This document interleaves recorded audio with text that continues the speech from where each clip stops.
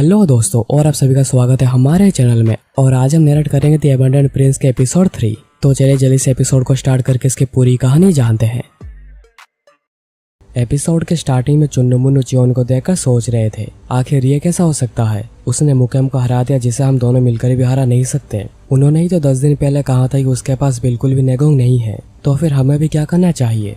चियोन कहता है, क्या तुम दोनों भी ट्राई करना चाहते हो? दोनों सर हिलाकर मना करते हैं। चियोन कहता है, तो फिर उसे यहाँ से ले जाओ, और दोनों जल्दी से जाकर मुकेम को उठाते हैं। चियोन सोच रहा था, अगर मेरे पास पावर के साथ साथ थोड़ी अथॉरिटी भी होती तो क्या वो लोग मुझे ऐसे ट्रीट करते। यहाँ पर मुकेम गुस्से में कहता है, मुझे छोड़, मैं खुद चलकर जा सकता हूँ, और रही तुम्हारी बात, तुमने मुझे मार क्यों नहीं दिया। चियोन कहता है, सेकंड टेस्ट है, ग्रुप टेस्ट है, अगर ये नहीं होता तो मैं तुमको कब का मार चुका होता। मुकेम कहता है, फालतू के एक्सक्यूज देना बंद करो। चियोन कहता है, अगर तुम बार बार ऐसे मुझे मारने के लिए आते रहोगे तो मैं तुम्हें सच में मार दूंगा। तुम खुद तो खड़े नहीं हो पा रहे हो तो मुझे धमकी दे रहे हो। मुकेम कहता है, क्या कहा तुमने। चियोन वहाँ से चला जाता है, ये कहते हुए कि जितना बकना है बैठकर बकते रहो। चियोन फिर जाते हुए सोच रहा था, ये काफी डेंजरियस था, अगर नैनो नहीं होता तो शायद मैं हार भी सकता था। मैंने मार्शल आर्ट सबसे फास्ट सीखी है, पर मेरे पास एक्सपीरियंस ना होने की वजह से मैं टीचर की तरह पावरफुल नहीं बन सकता, उनकी तरह बटरफ्लाई टेक्निक को सीखने के बाद भी। अगर मुझे हाई स्टेटस चाहिए तो मुझे बहुत नेगोंग और एक्सपीरियंस चाहिए, पर सिक्स क्लास मुझे ये शांति से करने नहीं देगी। चियोन फिर झील के किनारे जाकर नैनो से पूछता है, नैनो मुझे ये बताओ, आखिर मैंने अभी तक कितने % फंक्शन का यूज़ किया है। नैनो चेक करके बताता है, ओनली 3%। चियोन कहता है, क्या मैंने बस इतना इस्तेमाल किया है। नैनो कहता है, आपने अभी तक 10 में से 3 फंक्शंस को भी यूज़ नहीं किया है। चियोन सोच रहा था, तो फिर इसका मतलब मेरे पास अभी भी ऐसा फंक्शन है जिसका इस्तेमाल मैं मेरे हिसाब से कर सकता हूँ। नैनो बताओ मुझे, आखिर मेरे पास अभी कौन कौन से फंक्शंस हैं जिसका इस्तेमाल मैं अच्छे से कर सकता हूँ। इसके लिए नैनो चियोन के दिमाग में manual function with English language को भेजता है ताकि उसे चीज़ें समझ में आ सके। फिर ट्रांसफ़र पूरा होने के बाद चियोन को थोड़ी बहुत डिजीनेस फील हो रही थी। ये नॉर्मल इन्फॉर्मेशन से बहुत ही ज़्यादा था, जिस वजह से मुझे काफ़ी चक्कर आ रहे हैं, पर मुझे अभी के लिए उल्टी नहीं आ रही। चियोन फिर फंक्शंस को सर्च करता है और उसके सामने बहुत सारे फंक्शंस के टैब्स आ जाते हैं। ये सब क्या है, क्या मैं इतने सारे फंक्शंस का इस्तेमाल कर सकता हूँ? और ये क्या है, repetitive battle in augmented reality. अगर ये वही है जिसका इस्तेमाल करके मैं मेरा एक्सपीरियंस बढ़ा सकता हूँ तो मैं अभी इसका इस्तेमाल करना चाहूँगा। नैनो कहते हैं, इसके लिए मोशन एनालिसिस पूरा करना होगा ताकि सिमुलेशन को क्रिएट किया जा सके। चियोन कहता है, तो क्या तुम मेरे लिए एक मुकेम बना सकते हो जिसे मैं पीट सकूँ। नैनो कहता है, मेरे पास अभी इतनी जानकारी तो नहीं है, पर मैं फिर भी एक अवतार बना सकता हूँ। चियोन कहता है, जानकारी ना होना काफ़ी बुरी बात है, पर इसे जल्दी से तैयार कर दो।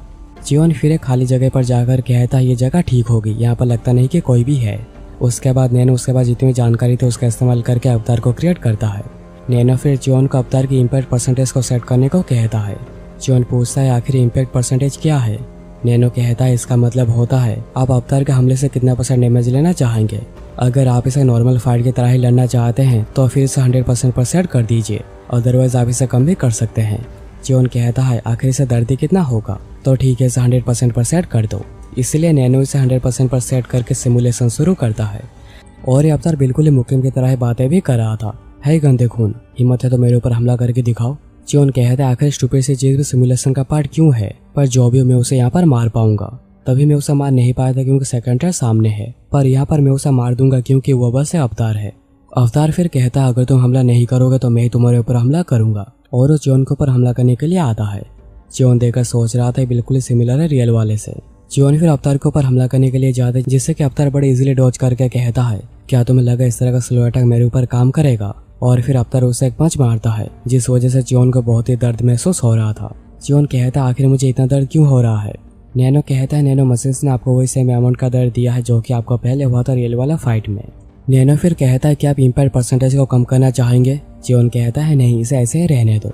दोनों के बीच में फिर बहुत देर तक फाइट चलती है, और फाइट करने के बाद चियोन पूरा ही थक कर नीचे लेट गया था। चियोन कहता है, अभी टाइम क्या हुआ है नैनो। नैनो कहता है, अभी रात के 9 से 11 के बीच का समय हुआ है।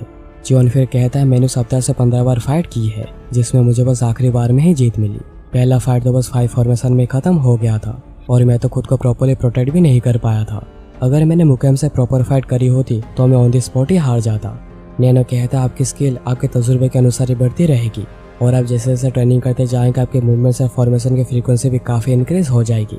चियोन कहता है, क्या हुआ अगर मैं बस अवतार के खिलाफ ही लड़ता हूँ जो कि बस 3 फॉर्मेशन का ही इस्तेमाल करता है, और मैं उससे हार गया। पर तुम वेट करो अवतार, मैं तुम्हें अगले 7 दिनों में हर मैच में हराऊंगा, और तुम मेरे सामने कुछ भी नहीं कर पाओगे। चियोन फिर वापस अपने डोर में आ जाता है और उसका बेड कहाँ पर रखा उसे ढूंढ रहा था, पर कोई भी उसे कुछ भी नहीं बताता। तभी ह्योबोंग आगे आकर कहता है प्रिंस आपका बेड इस तरफ है। सभी उसे देखकर सोच रहे थे आखिर वैसा क्यों कर रहा है, और जियोन भी ये देखकर पूरा ही हैरान था। तुम्हारा एटीट्यूड तो पहले से पूरा ही बदल गया है, क्या तुम्हें मुझसे कुछ चाहिए? ह्योबोंग सोच रहा था ऐसे भी मुकेम ने मुझे निकाल दिया है तो अभी मेरे पास खोने के लिए कुछ भी नहीं बचा, ऐसे भी साथ में जल्दी ही मारा जाऊंगा, तो क्यों ना एक दाव खेला जाए। ह्योबोंग कहता है प्रिंस मैं कैडेट नंबर 23 ह्योबोंग आपको सर्व करना चाहता हूँ, प्लीज मेरे मास्टर बन जाइए। दूसरे कैडेट से देखकर सोच रहे थे वो लड़का आखिर कर क्या रहा है। 7th प्रिंस को अपना मास्टर बना रहा है जिसके पास कुछ भी नहीं है। जियोन भी ये सुनकर हैरान था, तो मेरा सर्वेंट बनना चाहते हो? ह्योबोंग कहता मैंने पहले जो भी करा था उसका लेकर मैं रिग्रेट करता हूँ, प्लीज आप मुझे आपको सर्व करने का मौका दीजिए। जो सोच रहा था सर्वेंट मेरे लिए, मैं वो हूँ जिसे हमेशा दूसरे पर भरोसा करने में काफी दिक्कत होती है। उसका कोई सर्वेंट बनना चाहता है वो भी खुशी खुशी बिना फोर्स किए, इसलिए जियोन उसे अपना सर्वेंट बना लेता है। ह्योबोंग कहता आपका शुक्रिया मास्टर, मैं मरते दम तक आपको सर्व करूंगा। तभी वहाँ पर मुकेम और जाह्यून आते हैं। मुकेम कहता मैं यहाँ से थोड़ी देर के लिए क्या चला गया, यहाँ पर तो कुछ भी हो रहा है। जाह्यून ह्योबोंग को कहता है आखिर तुम्हारे जैसा कोई कीड़ा मकोड़ा किस अपने लॉयल्टी दिखा रहा है। ह्योबोंग सोच रहा था जाह्यून और मुकेम दोनों ही काफी डरावने हैं, पर मुझे अपना डर उनके सामने पेश करना नहीं चाहिए। जियोन जाह्यून को कहता आखिर तुम्हारी हिम्मत कैसे हो किसी दूसरे के सर्वेंट को कीड़ा मकोड़ा बुलाने की? तुम्हें तो खुद एक कीड़े मकोड़े हो जो कि दूसरों का चाटते रहते हो। जाह्यून कहता है क्या कहा तुमने? जियोन कहता आखिर तुम्हारे इस चेहरे को क्या हुआ, क्या तुम्हें डर लग रहा है? जाह्यून बड़े गुस्से में उसे पंच मारने के लिए जाता है, जिसे कि जियोन बस डॉज करके उसे गले पे मारता है और जाह्यून जाकर नीचे गिरता है। जियोन कहता है ये तो अब तक के मुकाबले कुछ भी नहीं था। ह्योबोंग जियोन के पावर को देखकर सोच रहा था मैंने जैसा सोचा था मैंने सही फैसला ही लिया है। जियोन फिर मुकेम को कहता है क्या तुम एक और राउंड करना चाहोगे? मुकेम कहता है जब तक मजा कर सकते हो मजा कर लो, और क्योंकि तुम्हारे पास सर्वेंट आ गया इसे कुछ भी बदल नहीं जाता। और मुकेम ये कहकर जाने लगता है। दूसरे कैडेट सोच रहे थे क्या मुकेम ने उसे इग्नोर कर दिया। वो मुकेम जो कि सबसे लड़ता रहता उसने अवॉइड किया। पर ये जो भी हो इसे स्प्रिंगलैंड की अथॉरिटी बिल्कुल भी काम नहीं होती, पर फिर भी ये काफी अजीब है। लगता है 7th प्रिंस डिमोनिक अकेडमी में एक चेंज लाकर रहेगा। फिर सीन कट होता है एक हफ्ते बाद सेकंड टेस्ट के दिन ही। प्यूंग कह रहा था मैंने तुम लोगों को सब कुछ सिखा दिया जो कि तुम लोगों को सीखना चाहिए था, और अब आगे से तुम कैसा परफॉर्म करते हो तुम्हारे ऊपर डिपेंड करता है। लिवा फिर कहता है टेस्ट को शुरू करने से पहले हम मैचेस को सेट कर लेते हैं, और इसके लिए ग्रुप 1 से लेकर ग्रुप 4 का जो टीम बनाया गया है और ग्रुप 5 से लेकर ग्रुप 8 तक जो टीम बनाया गया है, और ऐसे जितने भी टीम्स बनाए गए हैं 4 ग्रुप्स को मिलाकर उनके लीडर सभी यहाँ पर आओ, और एक ही टीम के अंदर जो 4 ग्रुप्स हैं उनके बीच में फाइट होगी। लिवा पहले ग्रुप 1 टू ग्रुप 4 के लीडर को सामने आने को कहता है। लिवा देखता है कि ग्रुप 2 और 3 का लीडर बदल गया है, जबकि 1 और 4 अभी भी सेम है। डार्क क्लैन का मुयोन अभी भी ग्रुप 1 का लीडर है और ग्रुप 4 का लीडर भी सेम है। उसके बाद मुयोन आकर चीट को उठाता है और पहले 4 ग्रुप में मैच सेट हो जाती है, ग्रुप 1 वर्सेस ग्रुप 3 और ग्रुप 2 वर्सेस ग्रुप 4। उसके बाद लिवा सेकंड टीम के ग्रुप 5 से लेकर 8 के लीडर को आगे बुलाता है, और इन चारों ग्रुप में भी 2 ग्रुप के लीडर चेंज हो गए हैं, और हम देखते हैं कि ग्रुप 8 का लीडर मुकेम बदलकर जियोन बन चुका है, जो देखकर लिवा भी पूरा हैरान था। वॉन्ड्यू भी ये देखकर बहुत ही गुस्सा हो गई थी। मैंने उसे बहुत ही वार्न किया था, पर मुकेम आखिर उसने ये क्या कर दिया। फिर हमें पास्ट में कल के सीन को दिखाया जाता है, जब प्रैक्टिस ग्राउंड में सारे ग्रुप ट्रेनिंग करने के बाद स्ट्रेटेजी वगैरह बना रहे थे कल के टेस्ट के लिए, पर मुकेम वापस आ चुका था और सभी को ऊपर से देख रहा था। वो सभी अभी भी ग्रुप ट्रेनिंग कर रहे हैं। क्या उन्हें नहीं पता कि उन्होंने स्ट्रेटेजी सबके सामने ही बनाई है और सबको पता है कि कौन क्या करेगा? उन्हें इसे देखने का कोई फायदा नहीं है। मैं जाकर मार्शल आर्ट्स की ट्रेनिंग करता हूँ। तभी वहीं पर वॉन्ड्यू आती है, पर मुकेम उसे इग्नोर करके जा रहा था। मैं तुम्हें यहाँ पर बुला रही हूँ और तुम इग्नोर करके जा रहे हो। मुकेम कहता है तुम्हें जो भी कहना है जल्दी जल्दी कह डालो। वॉन्ड्यू कहती है मैं तुमसे बात करने आई हूँ और तुम मुझे ऐसे ट्रीट कर रहे हो। मुकेम कहता है तुमने ही तो कहा था स्प्रिंग क्लैन के लोग इडियट होते हैं। वॉन्ड्यू कहती है तुम बहुत ही एनोइंग हो और स्प्रिंग क्लैन के लोग काफी छोटी बुद्धि वाले भी होते हैं। ठीक है, मैं जो भी कह रही हूँ उसे ध्यान से सुनना। वॉन्ड्यू दिखाती है कि उसका हाथ में चोट आई है। मुकेम कहता है तुम्हें चोट कैसे लगी? वॉन्ड्यू कहती है कल हुआ, जब मैं रात को अकेले ट्रेनिंग कर रही थी मेरे ऊपर किसने आकर छुपकर हमला करा। मुकेम कहता है तुम्हारे ऊपर किसने हमला करा? आखिर किसकी हिम्मत होगी तुम्हारे ऊपर हमला करने की? और मुझे नहीं पता क्योंकि उसने मास्क पहना था। मुकेम कहता है उसने मास्क पहना था या नहीं ये सवाल नहीं है, तुम उनसे मार खा गई क्योंकि तुम काफी केयरलेस थी। वॉन्ड्यू कहते हैं मेरे शब्दों का हल्का मतलब मत निकालो, मैं बिल्कुल भी केयरलेस नहीं थी। मुकेम कहता तो फिर तुम यहाँ पर आई हो मुझे वार्न करने, ताकि मैं केयरफुल हूँ क्योंकि तुम इंजर्ड हो गई हो। वॉन्ड्यू कहते हैं तुम्हें पता होना चाहिए कि उनका अगला निशाना तुम भी बन सकते हो, क्योंकि हम दोनों के ग्रुप सेम ही टीम में आते हैं। वॉन्ड्यू कहते तुम्हें याद है उन्होंने कहा था हम सभी के ग्रुप 4 के ग्रुप्स में बटेंगे और फिर इन चारों ग्रुप में से 2 मैचेस को डिसाइड करे जाएंगे। मुकेम कहता है आखिर उसका इससे क्या लेना देना? वॉन्ड्यू कहते तुम्हें क्या लगता है आखिर वो 4 ग्रुप का एक टीम क्यों बना रहे हैं, जबकि वो किसी को भी किसी भी टीम से लड़वा सकते थे? मुकेम कहता है मैं समझ नहीं पा रहा हूँ आखिर तुम कहना क्या चाह रही हो। वॉन्ड्यू कहती है क्या तुम्हें समझ में नहीं आता? अच्छे से सोचो। उन्होंने जबकि हमें बता दिया है कि कौन से ग्रुप कौन से टीम में रहेंगी। टीम्स को पता है कि उनका ओपोनेंट कौन कौन हो सकता है। मुकेम कहता है तो तुम कहना चाह रहे उन्होंने जानबूझकर अनाउंसमेंट पहले करी है ताकि टीम लीडर्स को टारगेट किया जा सके। वॉन्ड्यू कहते तो तुम उतने इडियट नहीं हो। तुमने सही कहा, अगर टीम लीडर नहीं रहेंगे तो टीम्स को अपना फॉर्मेशन मेंटेन करने में बहुत ही मुश्किल होगी। एनीवेज मैं तुम्हें बस ऐसे भी कहना चाह रही थी, इसलिए कहीं पर भी अकेले ट्रेन करने मत जाना। मैं कोई भी शर्मनाक खबर सुना नहीं चाहती, जैसे कि क्लान के उत्तराधिकारी को लात मार कर निकाल दिया गया है क्योंकि वो टेस्ट को पास नहीं कर पाया। वॉन्ड्यू फिर चली जाती है और मुकेम सोच रहा था हम में से जो सबसे कमजोर है वो मुझे वार्निंग दे रही थी।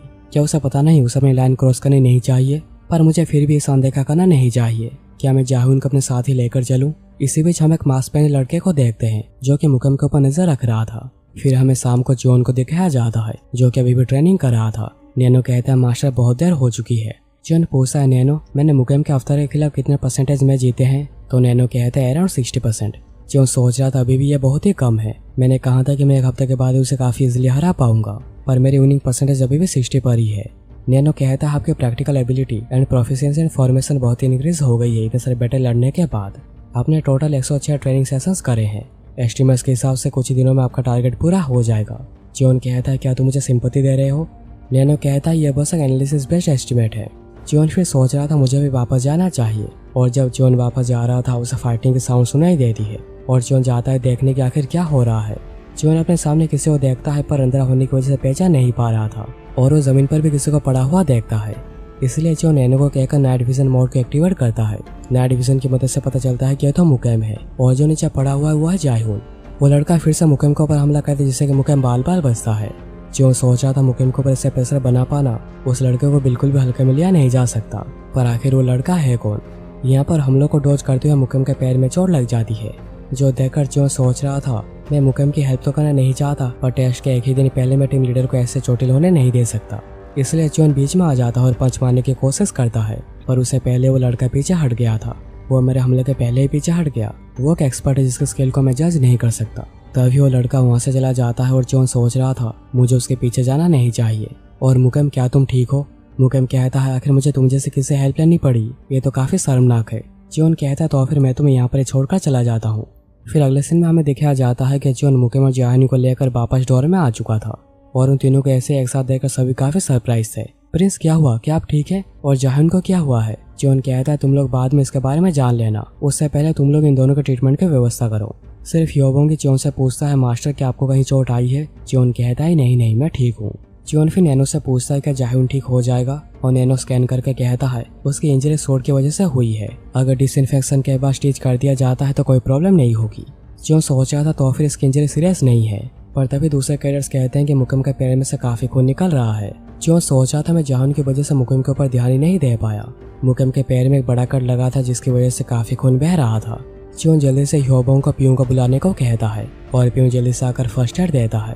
जॉन पूछता है मुकेम अभी कैसा है? मुकेम कहता है हमारे पास अभी जॉब है, उसकी मदद से हम उसका ट्रीटमेंट कर सकते हैं, पर इस कंडीशन में उसे कुछ दिनों तक चलने में काफी प्रॉब्लम होगी। सारे कैडेट सोचने लगते हैं कि हम अभी क्या करेंगे, हमारा टेस्ट कर लिए और हमारा लीडर काफी चोटिल हो गया है। पियूं कहता है मुझे थोड़ा समय दो, मैं उसे लेकर इन्फॉर्मरी जाता हूँ, देखते हैं कि वो क्या कहते हैं।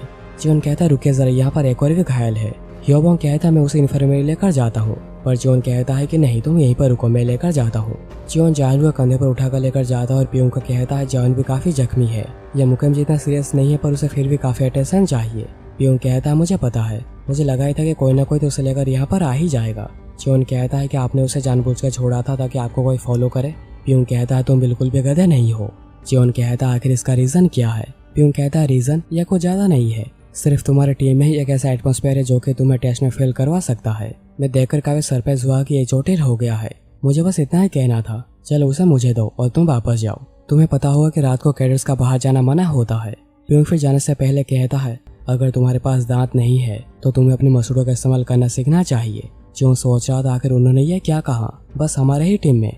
क्या इसका मतलब ऐसा दूसरा टीम के साथ भी हुआ है? मुझे लगा था कि टेस्ट का कोई सिंपल लूपहोल है, पर मैं गलत था। जरूर सेकंड स्टेज के पीछे कोई ना कोई एजेंडा है।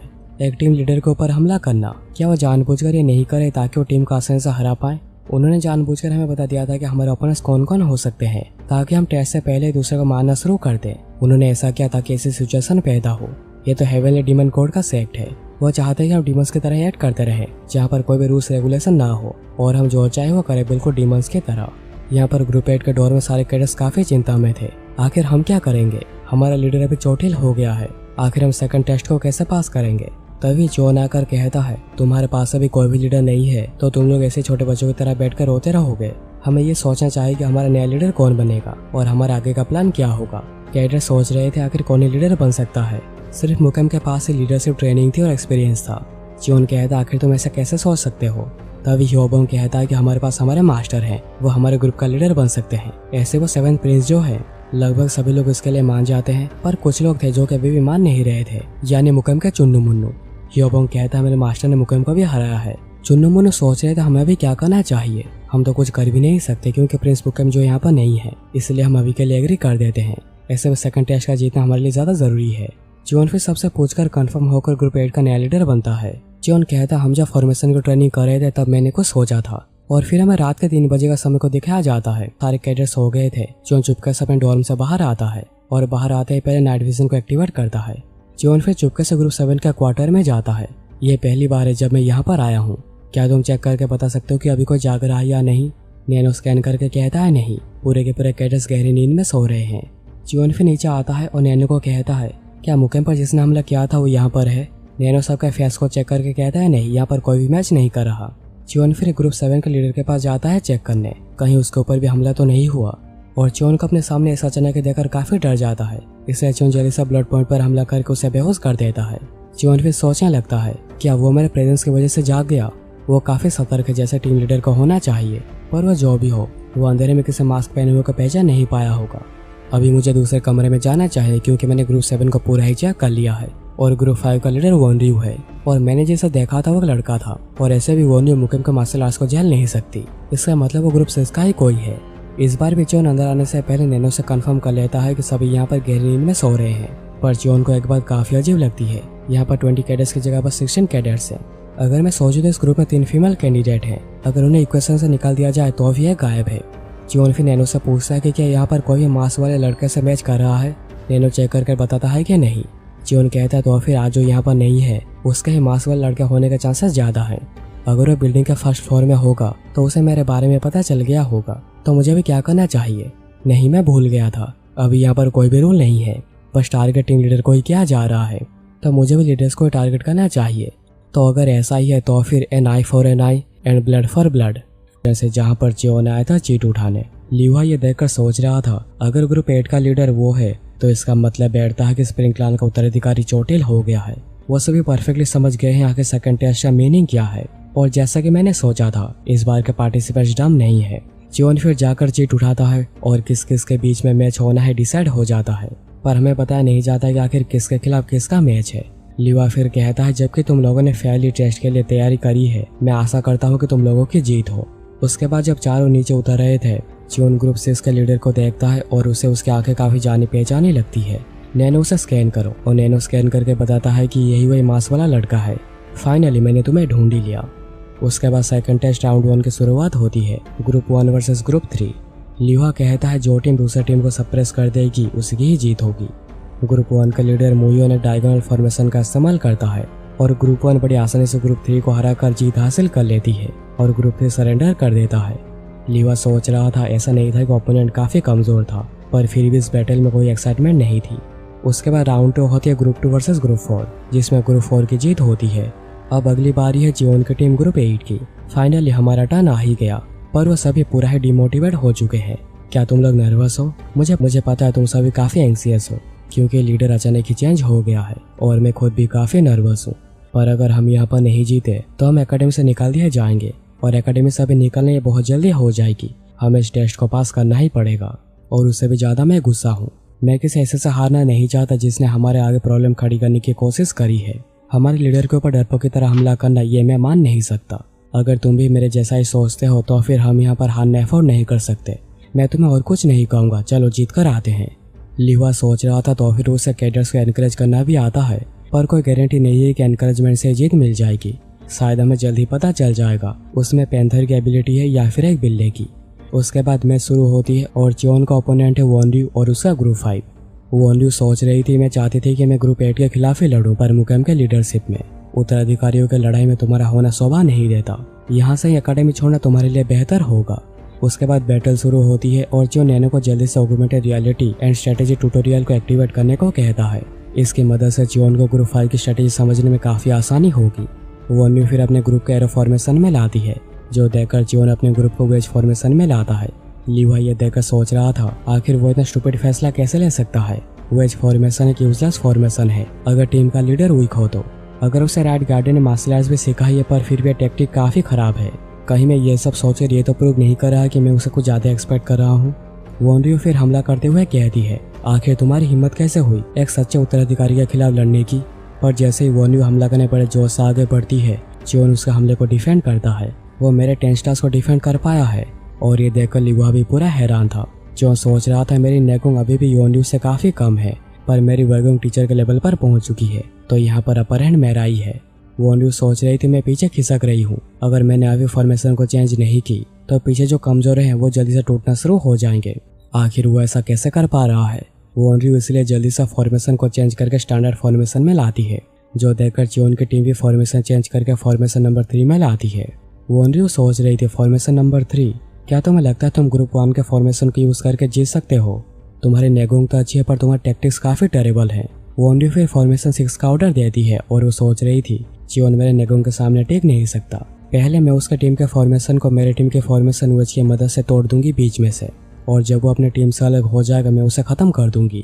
फिर जैसे वॉन्यू अपनी टीम को लेकर आगे बढ़ती है, जियोन की टीम फॉर्मेशन बदलकर पिंसर मूवमेंट का इस्तेमाल करती है, जो देखकर ग्रुप 5 के कैडेट्स काफी पैनिक कर जाते हैं। वॉन्यू कहती है पैनिक मत करो, तैयार हो जा बॉस साइड अटैक के लिए। तभी जियोन कहता है अभी कभी फॉर्मेशन 2 का यूज करो। वॉन्यू सोचती है नंबर 2 यानी एरो फॉर्मेशन। ग्रुप 5 के कैडेट्स से सुनकर बिल्कुल फ्रंट पर आ जाते हैं, पर जियोन की टीम एरो फॉर्मेशन नहीं बना रही थी। वॉन्यू सोच में पड़ गई थी आखिर जियोन करना क्या चाह रहा है। जियोन की टीम फिर उन्हें एरो के बदले सर्कल में घेर लेती है। वॉन्यू समझ आती है कि फॉर्मेशन नंबर बस एक ट्रिक था। और लीडर बनने के बाद जब जियोन कहता है कि मैंने फॉर्मेशन के समय कुछ सोचा था, तब उसने इसके बात करी थी हम फॉर्मेशन नंबर्स को यूज करेंगे जो कि दूसरे ग्रुप ट्रेनिंग के दौरान करते हैं, और हम इसका इस्तेमाल उनके खिलाफ ही करेंगे। मैं जब चेंज कहूंगा फॉर्मेशन नंबर्स को चेंज कर देंगे। प्रेजेंट में वॉन्यू गुस्से में सोच रही थी आखिर उसकी हिम्मत कैसे हुई मेरे साथ ये खेल खेलने की। जियोन फिर टीम को ऑर्डर देता है उन्हें सप्रेस करने की, और वॉन्यू की टीम डर के हमारे सील्स को छोड़ देती है, जो देखकर वॉन्यू और भी गुस्सा हो जाती है। पर अब कुछ भी नहीं हो सकता क्योंकि उसकी टीम हार मान चुकी है। वॉन्यू सोच रहे थे अगर मैं हार गई तो लोग मुझ पर हंसेंगे, तो मैं यहाँ पर हार नहीं सकती। इसलिए वॉन्यू गुस्से में जियोन के ऊपर फियर स्लैश का इस्तेमाल करने जाती है, जिसे कि जियोन पहले रोकता है और फिर हमला करके वॉन्यू का दाहिना हाथ काट कर अलग कर देता है, जिसकी वजह से वॉन्यू दर्द के मारे चीख रही थी। इंस्ट्रक्टर जल्दी वहीं पर आ जाते हैं, उसे पकड़ते हैं। वो पूरी कोशिश कर रहे थे ब्लड को रोकने की और वॉन्यू को शांत रहने को कह रहे थे। जियोन वहीं पर सोच रहा था क्योंकि एक प्रॉपर स्वॉर्ड नहीं इसलिए ये सब हुआ।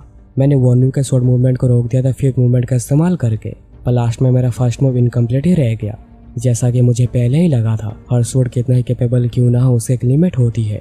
यानी जियोन दुखी नहीं हो रहा था कि उसने वॉन्यू का हाथ काट दिया है, उसे तो दुख हो रहा था कि वो अपना मूव पूरा नहीं कर पाया। फिर उसके बाद ग्रुप 8 और जियोन को विजय घोषित किया जाता है। ग्रुप 8 के कैडेट्स परफॉर्मेंस से बहुत ही खुश थे। लिवा सोच रहा था उसके लिए 7 बटरफ्लाई कनेक्शन को यूज करना, उसके बाद सभी भी नेगोंग काफी कम है और समझ भी, पर अगर हम सिर्फ मूवमेंट के ऊपर ही ध्यान दे तो ये लगभग सियोमेंग के लेवल का था। आखिर उस बेवड़े ने उसे ये सब क्या सिखा दिया है? नहीं, मुझे नहीं लगता सियोमेंग की टीचिंग की वजह से वो ऐसा कर पा रहा है। वो इन 21 दिनों में हर एस्पेक्ट से अनबिलीवेबली इंप्रूव हुआ है। Amazing tactics and strategies and वॉन्यू का हाथ काटने का हिम्मत, वो सच में हेवन से आया हुआ कोई जीनियस है। अगर मैं उसे सियोमेंग से पहले अपना स्टूडेंट बना लेता, नहीं यह नहीं हो सकता क्योंकि मैं एकेडमी का ओनर हूँ और मुझे लग नहीं रहा है कि जियोन को जैसा बहुत ही खुशी मिली होगी। यहाँ पर वो मास्क वाला लड़का सोच रहा था उसने साउंड क्लान के कैंडिडेट वॉन्यू को हरा दिया है। वो अभी तक अपने मार्शल आर्ट्स को छुपाता हुआ आया है। मुझे ये बात याद रखनी पड़ेगी क्योंकि उसने सबको दिखा दिया आखिर उसकी क्षमता कितनी है। उसके बाद उस मास्क वाले लड़के का टीम का मैच भी आ जाता है, यानी ग्रुप 6 वर्सेस 7, पर उसे चलने में काफी दिक्कत हो रही थी क्योंकि कल जब जियोन ने उसके ऊपर हमला किया था जंगल में, तब वो उसे पूरी तरह डॉज नहीं कर पाया था। मुझे लगा था मैंने सही से डॉज कर दिया है, पर मैंने कभी सोचा नहीं था कि उसने कुछ ऐसा कर दिया होगा मेरे टीम के साथ। उसने उस समय का इस्तेमाल करा जब मैं नहीं था और सबके पैरों की कंडीशन काफी खराब कर दी, जिसकी वजह से मेरी टीम अभी ठीक से चल भी नहीं पा रही है। तुम अभी तक सबको धोखा देने में कामयाब हुए हो। यहाँ पर ग्रुप 7 सोच रही थी ग्रुप 6 का सभी लंगड़ा रहे हैं उनके लीडर को छोड़कर, तो हमें उन्हें इजीली हरा देना चाहिए। और हमें नहीं पता कि ये सब किसने करा है, पर जिसने भी करा है बहुत अच्छा करा है। उसके बाद दोनों टीम सामने सामने आ जाती है। ग्रुप 6 के कैडेट सोच रहे थे हमारे से पैरों की हालत की वजह से हम कुछ कर भी नहीं सकते। मास्क वाला लड़का फिर एरो फॉर्मेशन तैयार करता है, जो देखकर ग्रुप 7 का लीडर हंस रहा था, क्योंकि वो सभी लंगड़ा रहे तो उसे फॉर्मेशन का क्या फायदा।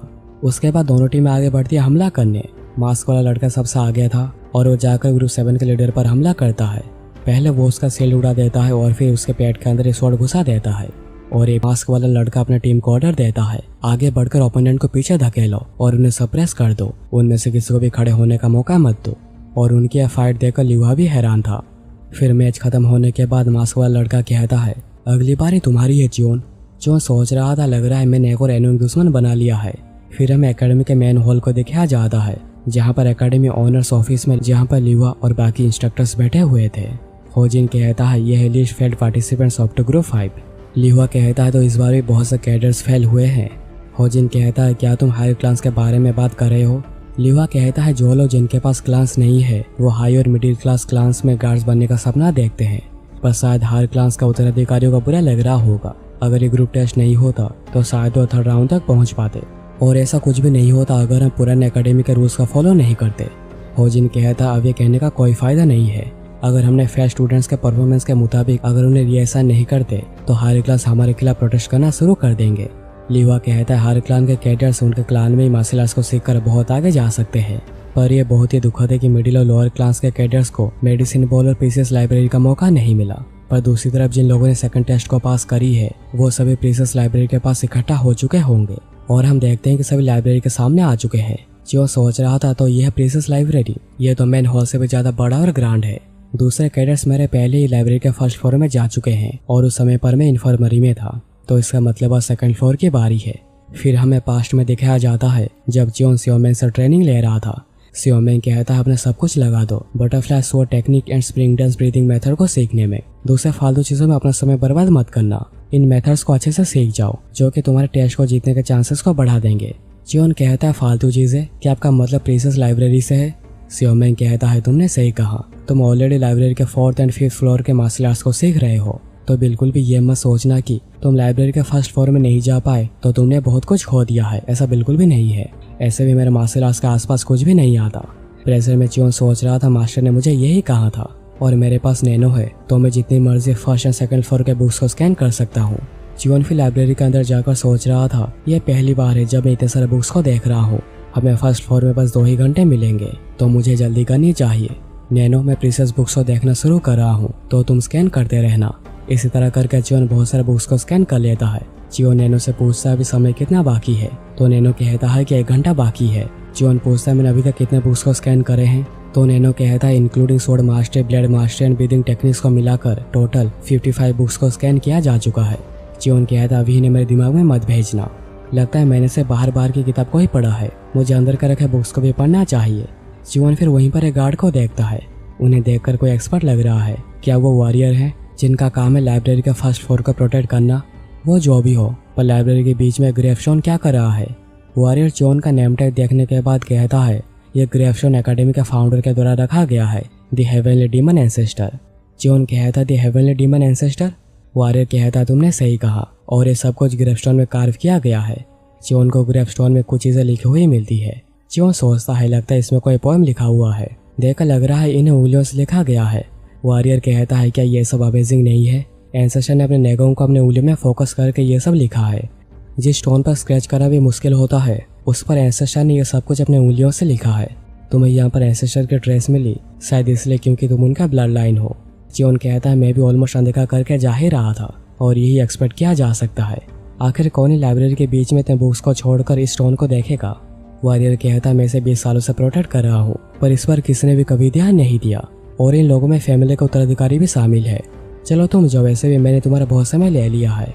जियोन फिर जाते हुए ग्रेव स्टोन के बैक साइड को देखकर सोचता है स्टोन के बैक साइड पर शार्प ऑब्जेक्ट से स्क्रैचेस करने के निशान है। देखकर ऐसा लग रहा है कि यहाँ पर कुछ से छुपाने की कोशिश करी गई है। नैनो ट्रेसेस को एनालाइज करो। नैनो एनालाइज करके कहता है एनालिसिस के हिसाब से ये ट्रेसेस सोड के सारे ब्लेड की वजह से आई है। जियोन सोच रहा था ये सब सोड से किया गया है। आखिर कौन ही हेवनली डीमन एंसेस्टर के ग्रेव स्टोन में ऐसा करेगा। नैनो कहता है एनालिसिस के हिसाब से स्टोन में जो डेप्थ है लग रहा है कि 2 लोगों ने ये सब किया है। जो सोच रहा था मैं देखकर नहीं कह सकता कि आखिर ये सब किसने किया है। नैनो मुझे sir traces 3D augmented reality में दिखाओ।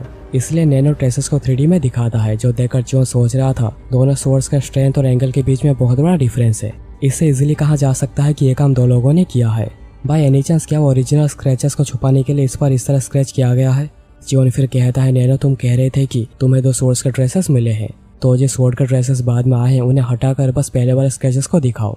और फिर नैनो उसे हटाने के बाद जियोन उसे देखकर पूरा ही शॉक हो गया था और वो सोच रहा था कि ये कोई नॉर्मल स्वॉर्ड का ट्रेसेस नहीं है, ये एक स्वॉर्ड मूवमेंट है जो कि अनटोल्ड फॉर्मेशन की मदद से किया गया है। जैसे कि मैंने सोचा था, ये कोई नॉर्मल स्वॉर्ड का ट्रेसेस नहीं है, ये एक स्वॉर्ड मूवमेंट है जो कि बना है अनटोल्ड फॉर्मेशन की मदद से। और मैं इसे देखकर बता नहीं सकता कि आखिर कौन से टाइप का मूवमेंट है। मुझे अभी भी ऐसी चीजों को समझने में समय लग जाता है। नैनो क्या तुम स्वॉर्ड के ट्रेसेस को एनालाइज करके इस ऑगमेंटेड वीडियो में सिमुलेट कर सकते हो? नैनो कहता है ये पॉसिबल तो है, पर उससे पहले मुझे इस ग्रेवस्टोन के हार्डनेस के बारे में पता होनी चाहिए ताकि मैं उस आदमी के स्ट्रेंथ को समझ पाऊँ। जियोन कहता है कि हार्डनेस, पर आखिर हम उसे कैसे टेस्ट कर सकते हैं? क्या तुम मुझे इसे तोड़ने को कह रहे हो? तभी गार्ड या फिर वॉरियर आकर कहता है क्या तुम यहाँ पर किताबें नहीं पढ़ रहे? जियोन कहता हाँ वो मैं जा ही रहा था। वॉरियर कहता है तो तुमने भी स्टोन के बैक साइड को देख लिया, ये काफी गंदा हो रखा है, ये बड़ी बदकिस्मती है। ऐसा कहा जाता है कि हेवनली डीमन एंसेस्टर ने अपनी एक स्वॉर्ड की टेक्निक यहाँ पर छोड़ी थी। हमें पता नहीं है कि ये सब किसने किया है और क्यों किया है, और आखिर कोई ऐसा करना भी क्यों चाहेगा। हो सकता है कि उन्होंने ऐसा किया हो ताकि बस वही इसका इस्तेमाल कर सके। जियोन सोच रहा था कि क्या स्क्रैचेस सच में ट्रेसेस को खराब करने के लिए यूज किए गए हैं। वॉरियर फिर कहता है मैं एक राउंड पर जा रहा हूँ, तो तुम अपने जाने से पहले सब कुछ अच्छे से देख लेना। जियोन सोच रहा था अच्छा है कि वॉरियर जा रहा है। नैनो कहता है अगर आप ग्रेवस्टोन के ऊपर हाथ रखेंगे तो मैं बता सकता हूँ कि इसकी हार्डनेस कितनी है। जियोन फिर स्टोन के ऊपर हाथ रखता हूँ, नैनो स्कैन करके बताता है अगर डायमंड को स्टैंडर्ड लेकर हार्डनेस को 10 लिया जाए तो स्टोन को रेट किया जाएगा 7। जियोन सोच रहा था ये तो अच्छा खासा हार्ड है, तो आखिर वो कौन है जिसने अपने स्वॉर्ड की मदद से ओरिजिनल स्वॉर्ड के ट्रेसेस को डिस्टर्ब करने की कोशिश करी है? नैनो तभी स्टोन के हार्डनेस को एनालाइज करके और उसके ऊपर जो ट्रेसेस है उन्हें स्कैन करके एक ऑगमेंटेड वीडियो प्ले करता है। जियोन इसे अपने सामने देखकर बातें करने की कोशिश करता है, पर नैनो बताता है कि इसमें कन्वर्सेशन की सपोर्ट नहीं है। नैनो फिर स्वॉर्ड का ट्रेसेस का सिमुलेशन को शुरू करता है। जियोन अपने सामने ऑगमेंटेड रियलिटी में उस आदमी को स्वॉर्ड मूवमेंट की मदद से पैटर्न बनाता हुआ देखता है। जियोन कहता है नैनो क्या ये वही मूवमेंट्स है? नैनो कहता है अगर सारे फॉर्मेशंस को कनेक्ट कर दिया जाए तो आपके मार्शल आर्ट के हिसाब से एक मूवमेंट है। जियोन ये देखकर बिलीव ही नहीं कर पा रहा था, यह हो ही नहीं सकता। Even the butterfly technique 8 formation से बनी है जिसे मास्टर करने में 6-7 महीने लग जाते हैं, पर इसे तो उसे कंपेयर किया नहीं जा सकता। लगता नहीं कि इस टेक्निक को कोई रोक भी सकता है। मैंने कभी सोचा भी नहीं था कि फ्लोर 1 में मुझे कुछ ऐसा मिल जाएगा, पर एक ऐसी अपॉर्चुनिटी मिलना। नैनो इस मूवमेंट को सेव कर लो और बाद में ट्रांसफर कर देना। मैं तो इसे टोटली ही मिस कर देता इस स्क्रैचेस की वजह से। मुझे पता नहीं कि ये सब किसने किया है, पर वो कोई इविल ही होगा। पर मैं ये मूवमेंट सीख पाऊंगा तो मुझे शुक्रगुजार होना चाहिए। नैनो कहता अगर बाद के स्वॉर्ड के ट्रेसेस को मिटा दे तो इसमें 45 मूवमेंट्स है जो कि इंटरकनेक्टेड है। जियोन ये सुनकर पूरा ही शॉक हो जाता है। नैनो कहता है एनालिसिस की मदद से ये 45 मूवमेंट्स को समय के अंतराल में आए हैं। जियोन सोचने लगता है यह कोई स्वॉर्ड का ट्रेसेस नहीं है जो कि टेक्निक को कवर कर रहे हैं। शायद यह हो सकता है कि नैनो जल्दी से स्वॉर्ड के मूवमेंट्स को ऑगमेंटेड वीडियो में प्ले करो। नैनो फिर स्वॉर्ड के मूवमेंट्स को प्ले करने लगता है। जैसे जैसे मूवमेंट्स आगे बढ़ रही थी मूवमेंट और भी परफेक्ट होता जा रहा था। फिर वीडियो खत्म होने के बाद जियोन कहता है नैनो क्या तुम इनिशियल स्वॉर्ड मूवमेंट्स और लास्ट के 45 मूवमेंट्स को एक दूसरे के साथ लड़ते हुए दिखा सकते हो? नैनो कहता है ऐसा पॉसिबल है। जियोन फिर अपने सामने नैनो की मदद से इनिशियल स्वॉर्ड मूवमेंट्स और लास्ट के 45 मूवमेंट्स को एक दूसरे के खिलाफ ही लड़ता हुआ देखता है।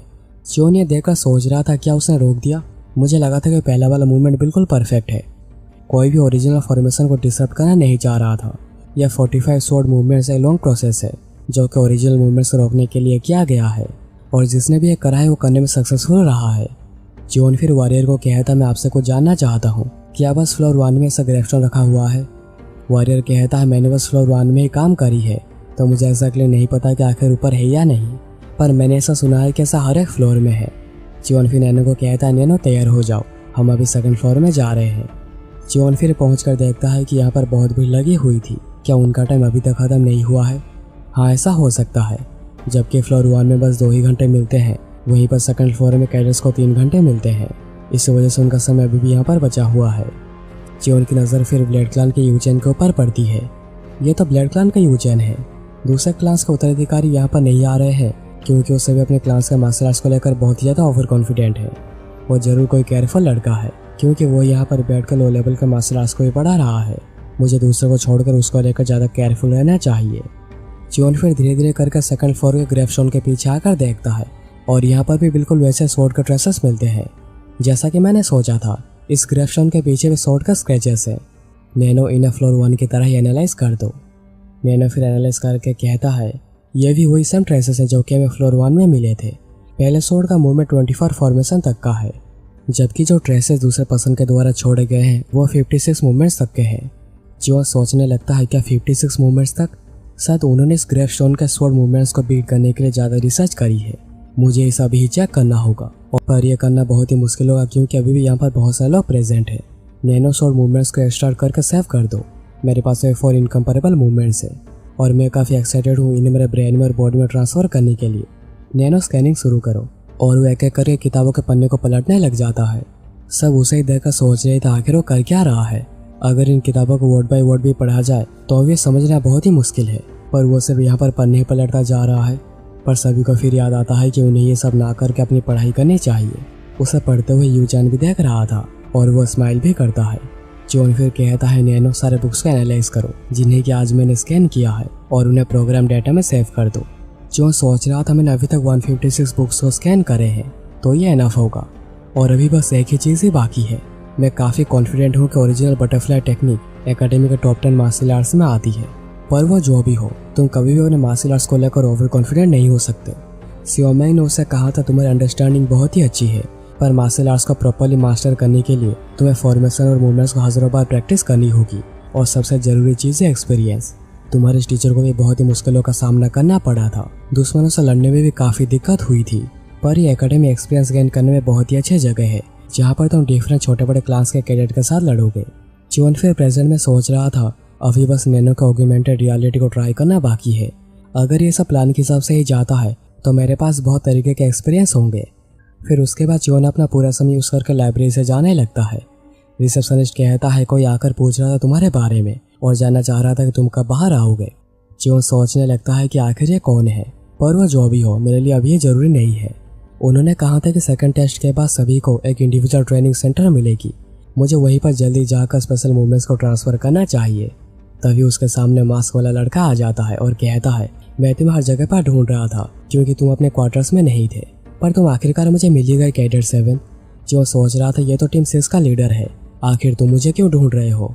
मास्क वाला लड़का कहता है क्या तुम्हें नहीं पता मैं तुम्हें क्यों ढूंढ रहा हूँ? क्या तुम्हें लगा मुझे पता नहीं चलेगा कि तुमने ही मेरे टीममेट्स के पैरों के साथ ऐसा किया था? जो सोच रहा था उसे देखकर लग रहा है कि बहुत ही गुस्से में है, लगता है कि वो यहाँ पर मुझसे लड़ने आया है। जीवन फिर कहता है तो तुम्हें किसने कहा था उन्हें अकेला छोड़ने को? वो कहता है मुझे किसी की वजह से जाना पड़ा था। जीवन सोच रहा था ये तो मुके में तरह भड़कता भी नहीं है, ये लड़का बिल्कुल भी कमज़ोर नहीं है, मुझे उसे सीरियसली फेस करना चाहिए। और दोनों फिर लड़ने के लिए तैयार हो जाते हैं। तभी वहीं पर एक और लड़का आकर कहता है वो तो मुझे देख भी नहीं रहे, और वो उन दोनों के बीच में आ जाता है और ये और कोई नहीं बल्कि ब्लड क्लान का यूजन है। और जोन उसे देखकर तुरंत ही पहचान लेता है। यूजन कहता है तुम दोनों का फोकस ग्रेट है, टीम लीडर से ऐसा ही कुछ एक्सपेक्ट करना चाहिए।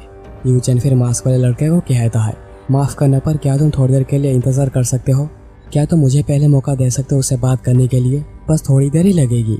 मास्क वाला लड़का सोच रहा था एक क्लान का उत्तराधिकारी एक कैडेट के सामने अपना सर झुका रहा है, आखिर तुम्हारा मतलब क्या है? मुझे पहले मौका दो, मैं उसे पूरे दिन ढूंढ रहा था, तो मुझे बिल्कुल भी गुस्सा मत दिलाओ और यहाँ से चले जाओ। यूजन कहता है अच्छा ऐसा है तो मुझे अभी क्या करना चाहिए? यूजन सोच रहा था ये बास्टर्ड मुझे नीची नज़रों से देख रहा है। मास्क वाला लड़का फिर हमला करने की कोशिश करता है, जिसे कि यूजन एक सिंपल फॉर्मेशन की मदद से रोक देता है। जीवन देखकर सोच रहा था उसने उसका मूवमेंट को रोक दिया एक सिंपल फॉर्मेशन की मदद से, और एक ऐसा हमला था जो कि मैंने पहले कभी नहीं देखा था। तो क्या इसका मतलब यूजन के स्किल्स इतने ज़्यादा एडवांस है? वहीं पर मास्क वाला लड़का सोच रहा था आखिर मैं इतनी इजीली सप्रेस कैसे हो सकता हूँ, और वो भी किसी ऐसे से जो कि अपने प्रॉपर स्टांस में भी नहीं है। यूजन कहता है तुम तो ऑफ बैलेंस हो गए हो और तुम्हारा हाथ भी अकड़ जा रहा है जब तुम चल रहे हो, क्या तुम्हारे डिप्स में या फिर उसके आसपास कहीं दर्द है? मास्क वाला लड़का सोच रहा था वो बास्टर्ड वो डेफिनेटली एक एवरेज कैडेट का लेवल का नहीं है, अगर मेरा शरीर पूरा ठीक भी होगा तब भी उसके सामने खड़ा होना मुश्किल है।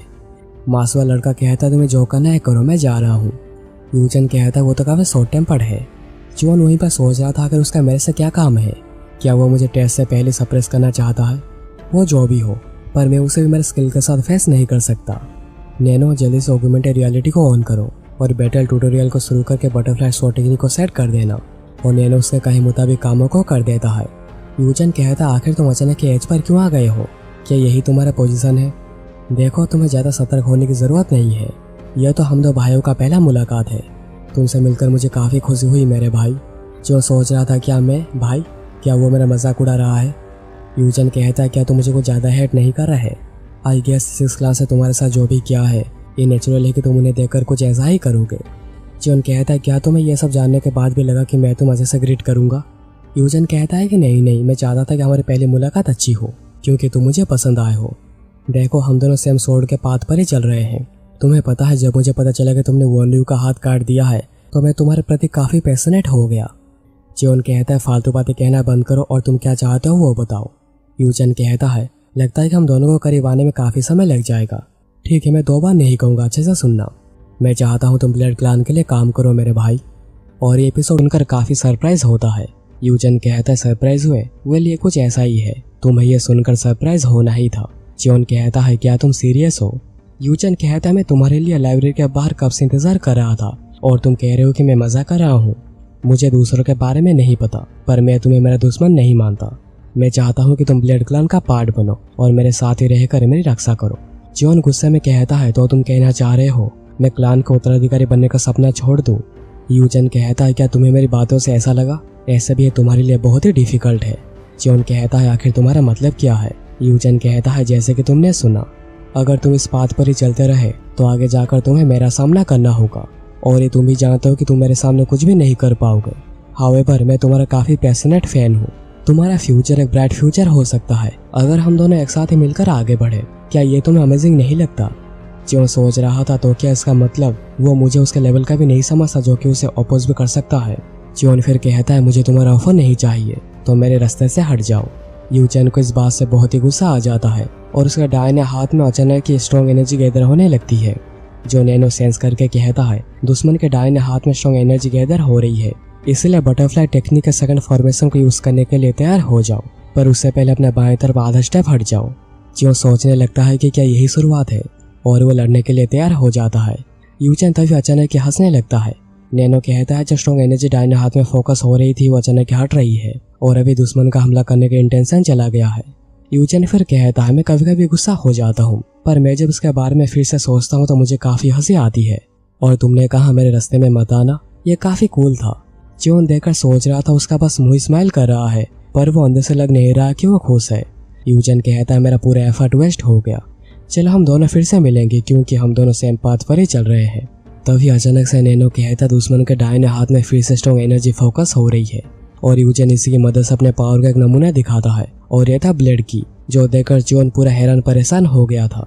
यूजन कहता है तुम मेरे आसपास जितने भी स्ट्रॉन्ग नहीं हो तो तुम मेरे जिंदगी के लिए आखिर कौन सा खतरा बन सकते हो।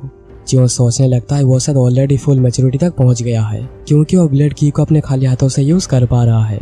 और जो र्यूमर है डार्क क्लान के मोयोन और ब्लड क्लान की यूजन के बीच में जो फाइट होगी वो नेक टू नेक होगी, लगता नहीं कि इस र्यूमर को ऐसे हवा में उड़ाया जा सकता है।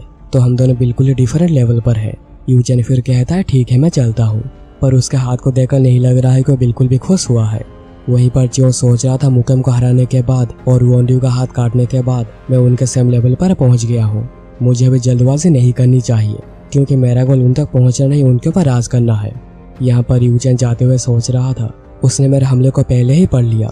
मैं उसका दाहिना हाथ काटना चाह रहा था और वो भी एक ही बारी में, पर वो मेरे हमले की ट्रेजेक्टरी से हट गया मेरे ब्लेड की को इस्तेमाल करने से पहले। लगता है कोई दूसरों से काफ़ी अलग है। फिर हमें एकेडमी के पर्सनल ट्रेनिंग रूम्स को दिखाया जाता है, जो देखकर जियोन कहता है अच्छा तो ये इंडिविजुअल ट्रेनिंग रूम, ये तो 2.5 फुट बाय 2.5 फुट का कमरा है। ये जगह मेरे लिए काफ़ी कम है, मैं यहाँ पर शैडो स्टेप्स का यूज़ करके फॉर्मेशन प्रैक्टिस नहीं कर सकता, पर लगता है कि इसकी दीवारें काफ़ी स्ट्रॉन्ग है। अगर ये ऐसा ही है तो मैं यहाँ पर बैठकर बड़े आराम से पढ़ाई कर सकता हूँ और मुझे कोई भी डिस्टर्ब नहीं करेगा। इवन तो मैं यहाँ पर बस नेगों को ही गैदर कर सकता हूँ, पर चलो जो भी है ठीक ही है। नैनो जल्दी से ऑगमेंटेड रियलिटी को एक्टिवेट करो। फिर ऑगमेंटेड रियलिटी को एक्टिवेट करने के बाद जियोन कहता है सेकंड फ्लोर के ग्रेवस्टोन में से जो फॉर्मेशन को स्कैन किए गए थे उन्हें शुरू करो। नैनो कहता सिमुलेशन उसी ऑर्डर में चलेगी जिस ऑर्डर में ट्रेसेस आए हैं। जियोन फिर अपने सामने से देखकर सोच रहा था ये तो फ्लोर 1 से भी ज़्यादा फास्ट और कॉम्प्लिकेटेड है। अगर मैं बटरफ्लाई डांस का लास्ट फॉर्मेशन को भी यूज़ कर लूँ तभी मैं एक भी मूवमेंट को रोक नहीं सकता, पता नहीं अगर कितने ही लोगों के जो कि इस फॉर्मेशन को ब्लॉक करने में कामयाब हुए होंगे। नैनो फिर उसके बाद दूसरे आदमी का फॉर्मेशन दिखाना शुरू करता है। जियोन इसे पूरा देखने के बाद कांप रहा था और सोच रहा था, तुम इस स्वॉर्ड के टेक्निक को तब तक मास्टर नहीं कर सकते जब तक तुम सोर्स के लिए पागल ना हो। मैं इसे देखने के बाद कह सकता हूँ एक ऑकवर्ड एंड अननेचुरल फॉर्मेशन जो कि पहले बहुत ही अजीब लग रहा था, वो 56 अटेम्प्ट तक आता था पूरा परफेक्ट हो गया था और उसे बस देखकर मेरी हालत खराब हो रही थी। नैनो, क्या तुम ओरिजिनल फॉर्मेशन एंड 56 फॉर्मेशन के बीच में फाइट कर सकते हो? नैनो फिर कहने के मुताबिक दोनों के बीच में फाइट करवाता है, जिसे जियोन अपने सामने बैठकर देख रहा था और इसमें जीत होती 56 फॉर्मेशन की। जो सोच रहा था जैसे कि फ्लोर 1 में हुआ था, जो ओरिजिनल फॉर्मेशन थे उसे बाद के फॉर्मेशन ने हरा दिया। क्या होगा अगर मैं इसके खिलाफ बटरफ्लाई डांस का इस्तेमाल करूँ तो? क्योंकि 56 फॉर्मेशन स्टार्टिंग में ओरिजिनल को रोक नहीं पाया था। चलो इसे ट्राई करके देखते हैं। इस फॉर्मेशन को बटरफ्लाई डांस को यूज करके रोकने का कोई ना कोई तो रास्ता होगा। इसलिए जियोन दोनों को ही फाइट करवाता ऑगमेंटेड रियलिटी में और जियोन पूरा ही फोकस कर रहा था। और जब फाइट चल रही थी, नैनो कहता है मास्टर का ब्रेन में न्यूरॉन की एक्टिविटी रैपिडली काफी बढ़ रही है और ब्लड प्रेशर एनर्जी फ्लो की वजह से उगरा हो रहा है और यूजर के लोअर एब्डोमेन में एनर्जी इंक्रीज हो रहा है और ये एपिसोड उसे उसके शरीर में झटका जैसा महसूस होता है। अभी ये क्या हुआ? मैं श्योर हूँ कि मैं बैटल के ऊपर ही पूरा फोकस था। क्या मैं इस दौरान आधी समाधि में चला गया था? तभी जियोन अपने अंदर कुछ महसूस कर कहता है, नहीं ये कैसे हो गया? मेरा नेगोंग जो कि 30 इयर्स का था अचानक ये बढ़कर 40 इयर्स का हो गया है। क्या मैं नेगोंग को लेकर पूरे ओवर हो चुका हूँ? क्या मेरी रियलाइजेशन खुल चुकी है और अभी इसके लिए मुझे नैनो की भी जरूरत नहीं पड़ी? ये फॉर्मेशन तो सच में बुरीम के बेस्ट मार्शल आर्ट होने के लायक है। मुझे ऐसा लग रहा है मैं बटरफ्लाई डांस को अभी और बेहतर तरीके से यूज कर सकता हूँ। जियोन फिर बटरफ्लाई डांस को ट्राई करने लगता है। मैं अभी जैसा हवा को काट रहा हूँ, पहले वाले से बिल्कुल ही अलग है। मेरी रियलाइजेशन ने बस मेरी नेगोंग को ही नहीं बढ़ाया बल्कि मैंने की को भी मटेरियलाइज कर लिया है। पर मैं अभी से प्रॉपर स्वॉर्ड में मटेरियलाइज नहीं कर पा रहा क्योंकि मेरी नेगोंग अभी भी काफ़ी कम है। पर मेरे पास जल्दी 60 इयर्स ऑफ नेगोंग हो जाएगा। जब मैं सेकंड टेस्ट के बाद जो मेडिसिन बॉल मिलेगी उसे कंज्यूम कर लूँगा और जब ये हो जाएगा तब मेरे और यूचन के बीच का गैप काफ़ी कम हो जाएगा। नैनो, क्या तुम मुझे बता सकते हो आखिर में ऐसे कितने समय तक था?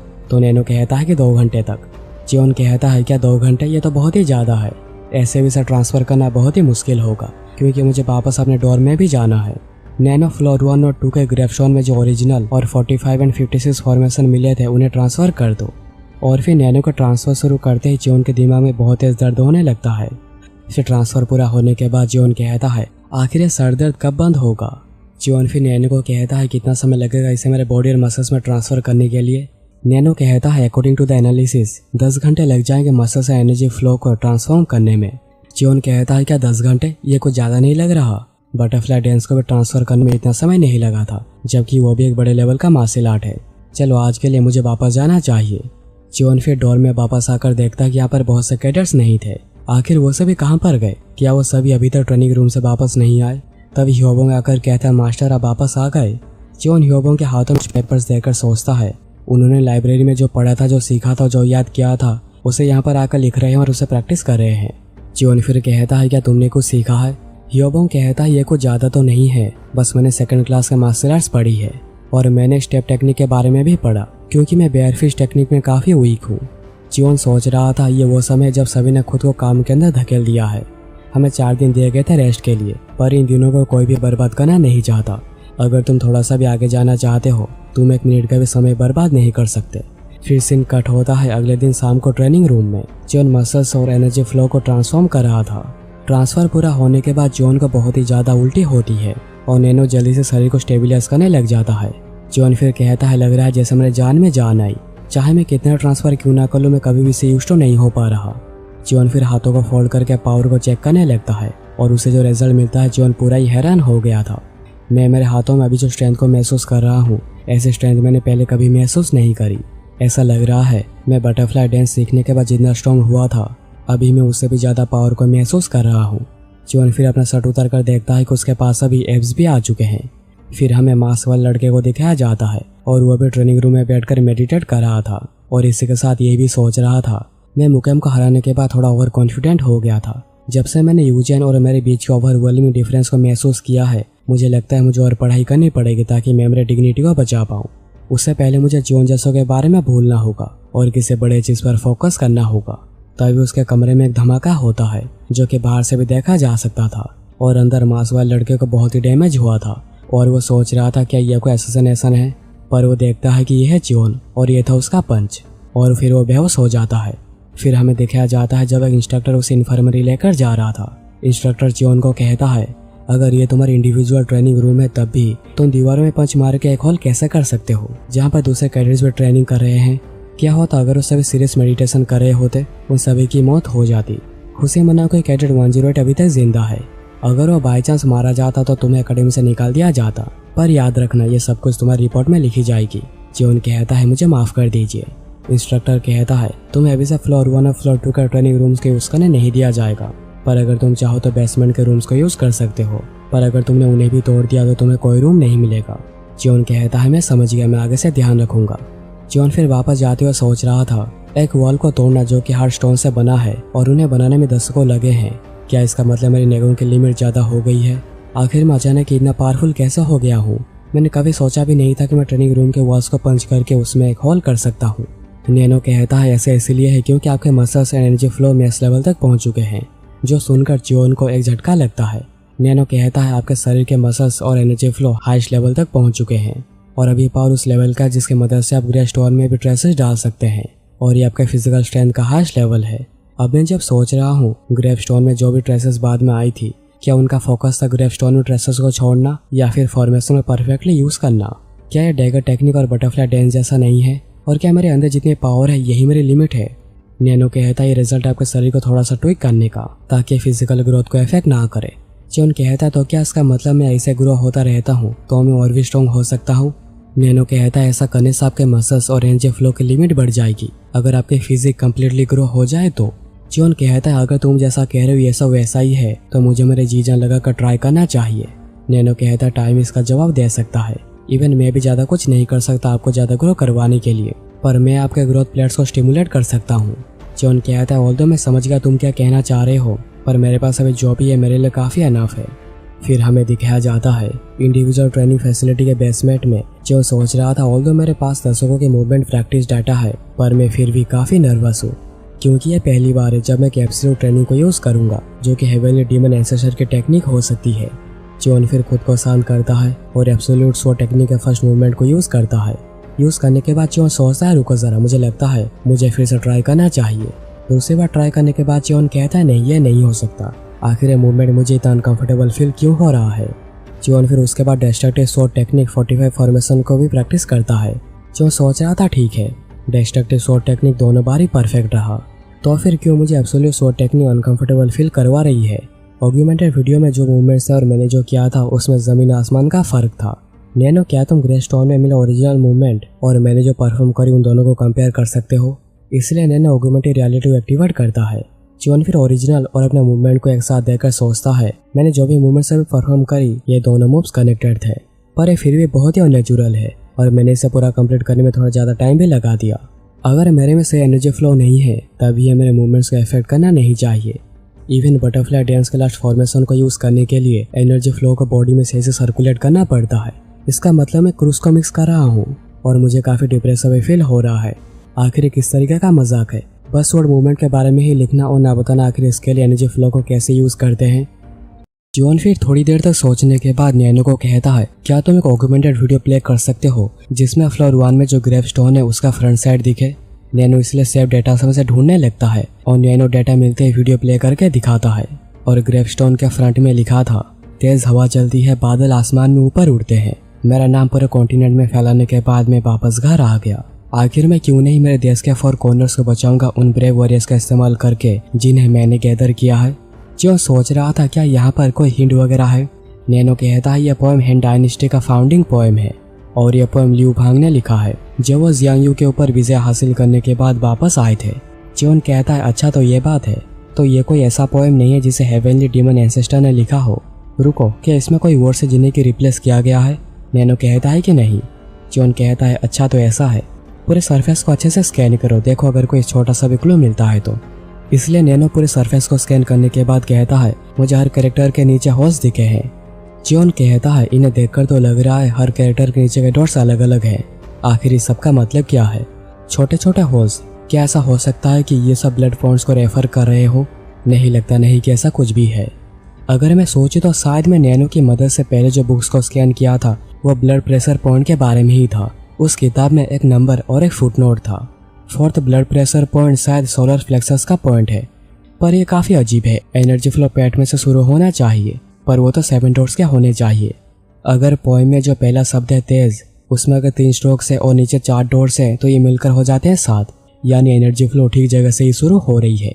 ऐसा करके जो सारे कैरेक्टर्स को समझ आता है और कहता है फाइनली मैंने हिडन एनर्जी फ्लो को समझ लिया है। जियोन फिर खाना खाने के बाद सोच रहा था मुझे जल्दी से इंडिविजुअल ट्रेनिंग फैसिलिटी में जाकर एब्सोल्यूट टेक्निक को प्रॉपर एनर्जी फ्लो के साथ यूज करना चाहिए। तभी जो से बात करने कैडेट 200 यूम्पा आता है। अगर तुम्हें ठीक लगे तो क्या हम दोनों डुअल मैच कर सकते हैं? जियोन कहता है डुअल मैच और मेरे साथ, पर मैं क्यों करूं?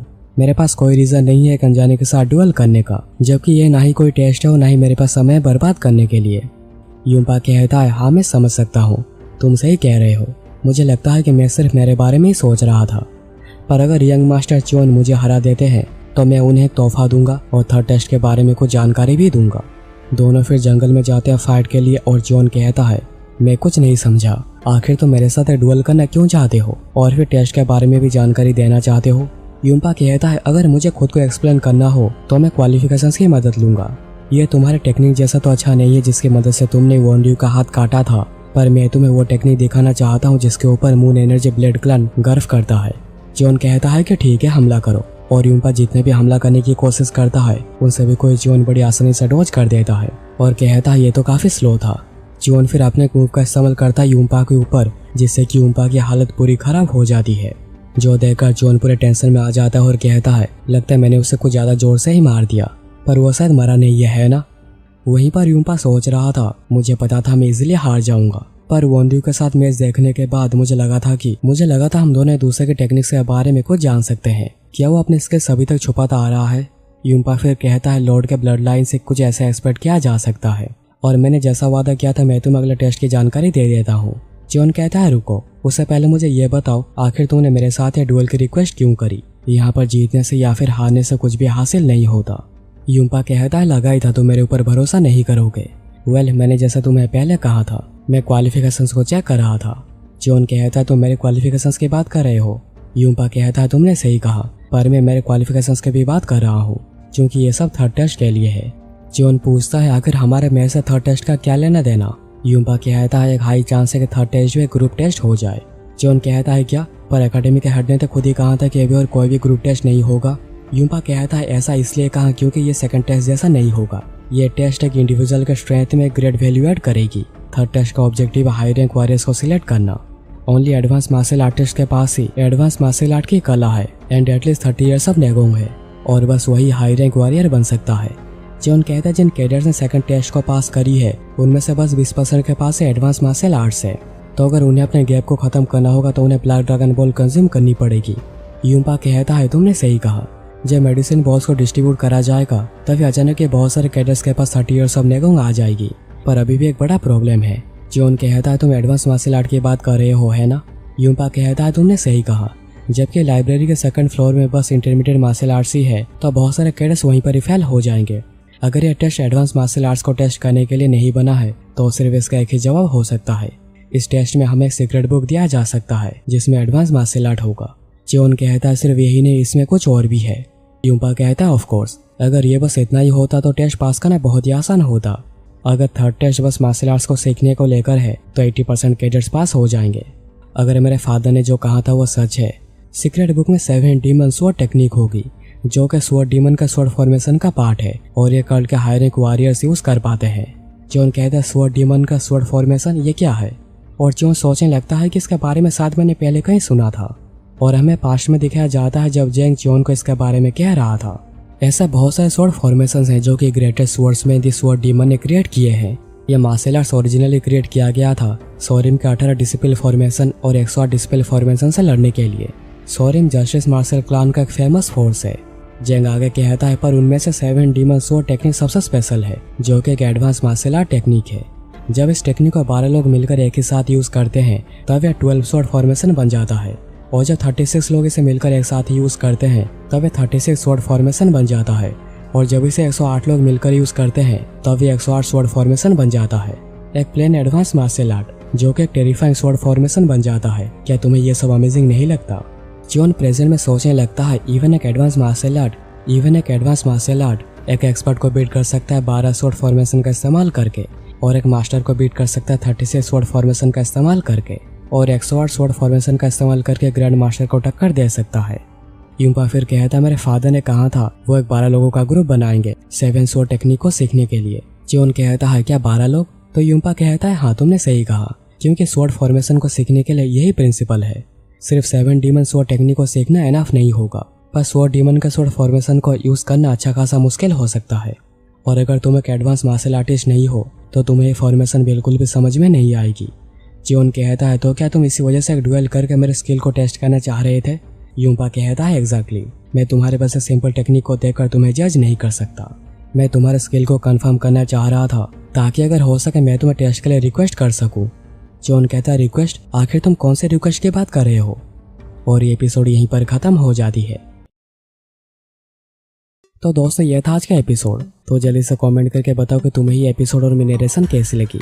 और अगर तुम्हें मेरे एफर्ट्स पसंद आए हैं तो चैनल को सब्सक्राइब करके बेल आइकन कॉल पे सेट कर देना ताकि तुमसे ऐसी वीडियोस मिस ना हो जाए।